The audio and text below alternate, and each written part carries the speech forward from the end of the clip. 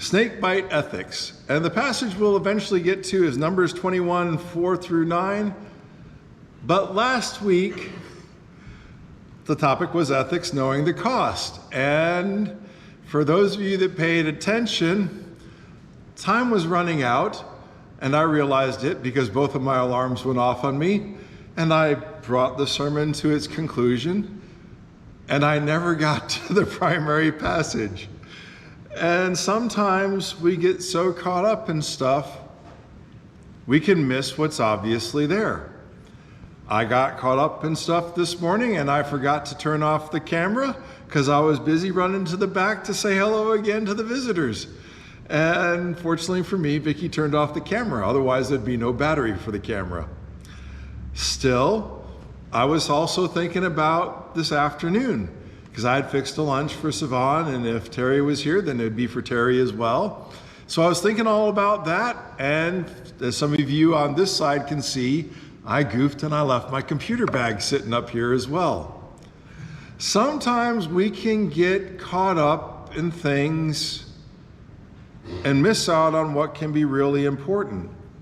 In John verses 13 and 14, it reads, "Now the Passover of the Jews was at hand, and Jesus went up to Jerusalem, and he found in the temple those who sold oxen and sheep and doves, and the money changers doing business. When he had made a whip of cords, he drove them all out of the temple, with the sheep and the oxen, and poured out the changers' money, and overturned the tables. And he said to those who sold doves, 'Take these away. Do not make my Father's house a house of merchandise.' Then his disciples remembered that it was written, 'Zeal for your house has eaten me up.'" But like I said, when we were looking at Ezekiel last week, there was nobody stepping up to stand in the gap. And even in this situation, it's not a flash mob. It's one man who is willing to stand up. One man who is willing to say, "You know what? It stinks in here. Because I'm sorry, you don't have oxen and sheep and pigeons or doves, whatever, hanging out without them doing their business." And I think anybody right now, okay, when I was a little kid, we jokingly called it fresh country air, would be too pleased if in the middle of services, all of a sudden you get wafted by that fresh country air. Or in the middle of the song, "I'm pressing on the upward way, moo. New highs are moo. I'm sorry, let's silence the oxen or silence the sheep or whatever."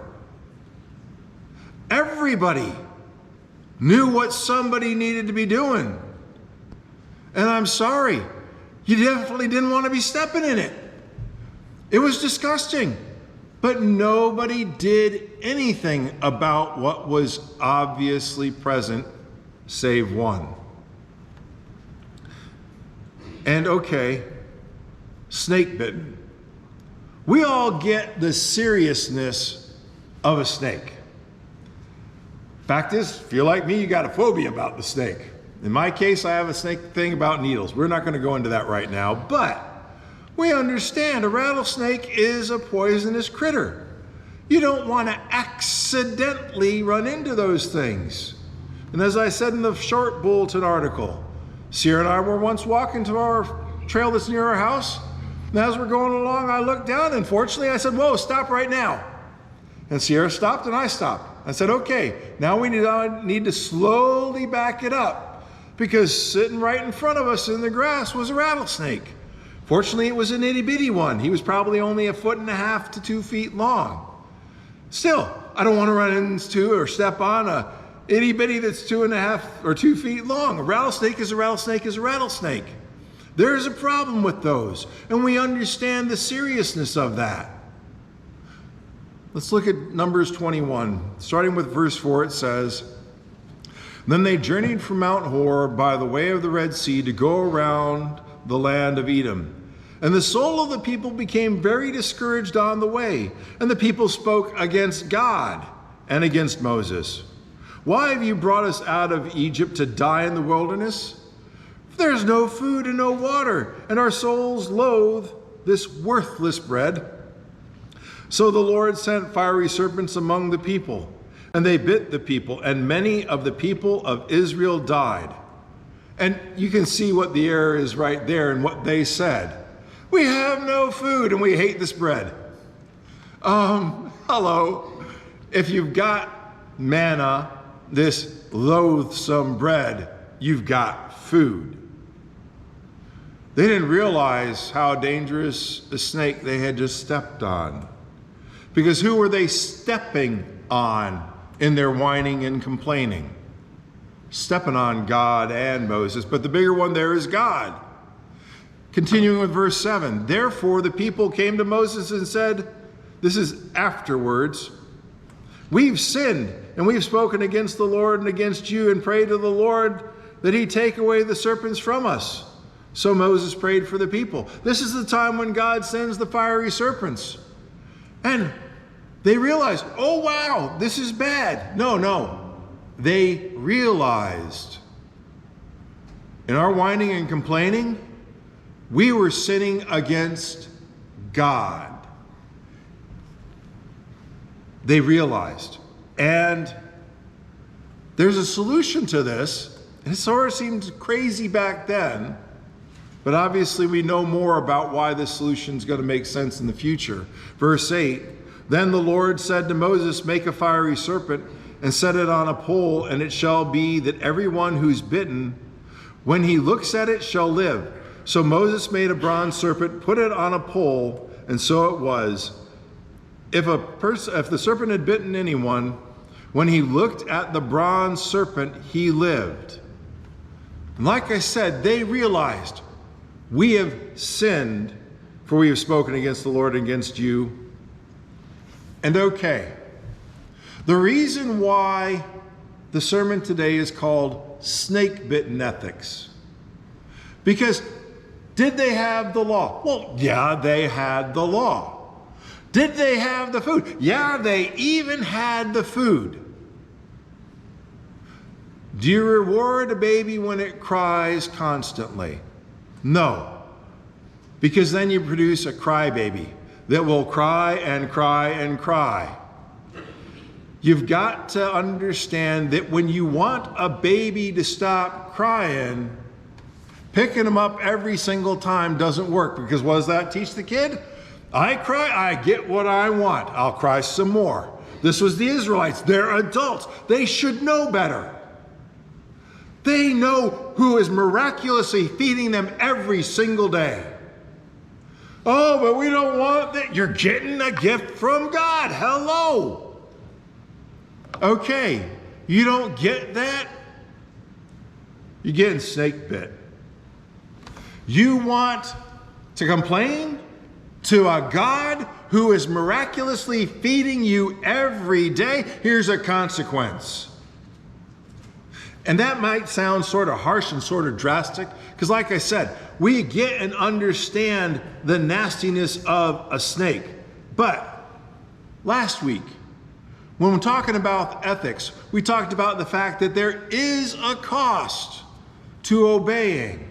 You sometimes have to give up the things you like for what you know is right, but there is also a reward.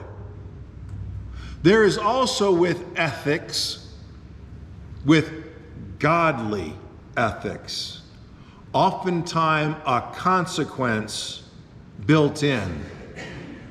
And that consequence is there to bring about change. When I see the snake, I change the direction I'm going in because I don't want to get bit. I understand when I see the snake that there is a problem I want to avoid. And when I see sin, I don't treat it like a snake. Oftentimes because I don't realize, no, I realize. I choose to not treat it like the danger that it is. God created a system that on a regular basis has the snake built right in. So we realize, oops, this wasn't the right way to be doing things. If we look at Psalms 107, verses 1 and 2. Oh, give thanks to the Lord, for he is good, for his mercies endure forever. Let the redeemed of the Lord say so, whom he's redeemed from the hand of the enemy. And okay, before jumping into Romans, the redeemed from the enemy. We're talking about who here? The Jews. Why did the Jews need to be redeemed from the enemy again and again and again? Because of their sin. And lo and behold, after they get snake bit, they realize, I was doing wrong against God. I better get myself in line and do the right again. I am suffering because of the enemy. I need to get God again. I don't have to get snake bitten to realize I don't want to be walking over the snake. I know I'm an adult. I can reason and realize getting bitten and poisoned and going to the hospital is not my fun place. We need to take that same understanding, recognizing what we read about again and again in the Old Testament, and realize that even the people in the right, the redeemed, needed that kind of a reminder that sometimes you have to smack them on the backside to get their attention, that, oh, I'm not supposed to do that, that hurt. That's why you swat them on the hand when they go for the electric socket. They don't necessarily know better. But when there's that little bit of pain, that bit of consequence, they learn a little bit faster. I do not go for the light socket. Maybe if the pain of sin was greater, we wouldn't be going for it. And the crazy is, we really want it to be that way. And you think, no, Rich, I so don't want to be bit by the snake. We've already prayed about it twice. It was in two of our prayers today. Lord, be with our politicians. How do we want them to be ruling? Based on God's law, God's example, God's ethics. And what do we tend to get? Really ungodly politicians. And we wish that they'd be snake bitten, that when they step out of line, there was that quick adjustment. No, you don't do that. Because who suffers when they mess up? We do. Just like throughout the Old Testament, when the king would mess up, the people would suffer. No, the truth of it was the people were messed up and God just gave them a king that matched them. Guess what we get as politicians today? Politicians that match us. Ouch. You mean that there's still the snake out there ready to be biting when we're messing up? Afraid so. It happens enough that we get frustrated about it at the polling boxes, etc., when we vote. But are we paying attention to what's really going on? Not any more than the Jews did, unfortunately. If we look at Romans 7:13, it says, "Has then what is good become death to me? Certainly not. But sin, that it might appear sin, was producing death in me through what is good, so that sin through the commandment might become exceedingly sinful." It's not until we see sin for the nasty, dangerous that it is, like a fiery bronze serpent, that we back up and say, I don't want any part of that. I am not going anywhere near that. Why? Because we see sin for its true value. Its value is to separate us from God. No, that's not its value. Its value is to warn us to back off. This is not the danger you want to be playing with. Because this danger is lethal. It will kill. It's only a little lie. I only did it one night. We understand some sins are really ugly and no. all sin, especially the sin we get comfortable with, is really ugly and deadly. Because the sin I cuddle up next to because I don't think it's too bad is the sin that's dragging me down the most. We need to work with all sin, like it's that nasty serpent that's ready to bite. And before we get to the last passage, when you saw the picture of the serpent, honestly, how many serpents did you see? There were 2 serpents in the picture. There was the big one that you saw, but then if you trace the tail of the other one in the okay, I guess picture reversed, the tail of the other one in the upper corner, the small part of the tail was under the picture, under the serpent in the picture. It was getting bigger going out of picture to a second serpent. If we don't train ourselves to recognize sin for what it is, it becomes really easy to overlook it when it's still present, because we took care of the big one in our lives and left the little one we weren't watching sitting there ready to bite us. What is Satan called? The deceiver. Watch the big serpent here while I bite you from the side, because I'm really concerned about what's burning up the USA today. What about when it's going on in a different way? Because we'll jump all over trans and everything else because that's got our attention. What about adultery? What about fornication? Because guess what? That's just as wrong. It's just as destructive.